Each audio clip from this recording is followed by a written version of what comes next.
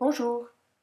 Alors, vous savez qu'en général, je travaille toutes mes vidéos en vitesse accélérée pour que vous ne trouviez pas ça trop long, que je ne vous lasse pas, pour que vous puissiez le regarder sans que ça vous prenne la demi-journée. Et aujourd'hui, je vais vous faire une petite pause de modèle vivant de 5 minutes en temps réel. Ça vous permettra de voir aussi la manière dont je travaille, la vitesse à laquelle je travaille quand c'est pas en accéléré. J'espère que vous trouverez ça utile. A tout de suite, ça va commencer. Après vérification, je pense que ça sera plutôt une pause de 3 minutes. C'est étonnant comme pour moi, même quand je me regarde à vitesse 1.1, je suis étonnée de voir quelle lenteur je dessine. À force de faire des vidéos en accéléré, on se croit super rapide, mais en fin de compte, j'ai un trait assez lent.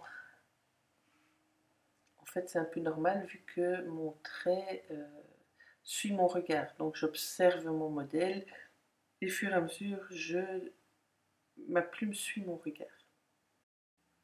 Vous remarquez que de temps en temps, ma plume traverse une goutte d'eau qui reste des poses précédentes.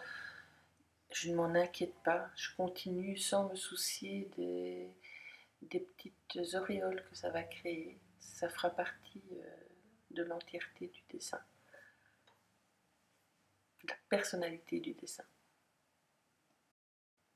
Parlons un peu plume.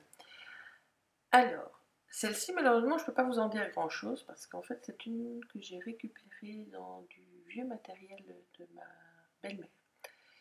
Et malheureusement, je n'arrive pas à lire la marque dessus. Mais pour les autres, je travaille avec différentes plumes. La bête petite plume à dessin, marque Comté, la toute petite, c'est celle que j'emploie le moins. Il faudrait que je réessaye. J'ai l'impression que j'avais un petit peu de difficulté à l'employer, donc il faudrait que je réessaye. Sinon, j'adore la Sergent-Major 2500, qui est une plume très souple. Elle n'est pas très agréable pour écrire, mais par contre pour dessiner, il est très facile de faire des pleins et des déliés avec. Elle est très souple, hein, donc dès qu'on appuie, le trait s'épaissit. Très sympa. J'utilise également une autre plume assez souple, mais quand même un petit peu moins, qui est très utilisée pour le manga, et c'est la Zebra G. J'en suis très contente également. Elle est un peu plus rigide, elle gratte un petit peu moins. C'est agréable à employer.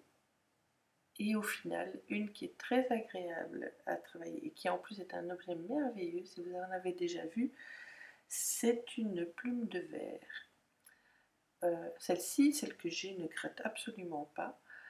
Il y a très peu de risque de faire des taches, elle ne goûte pas, l'encre s'écoule de manière fluide. Par contre, avec une plume de verre, il est impossible de faire des pleins et des déliés. Le trait est toujours d'épaisseur égale. La vidéo touche à sa fin, j'espère que ça vous aura plu.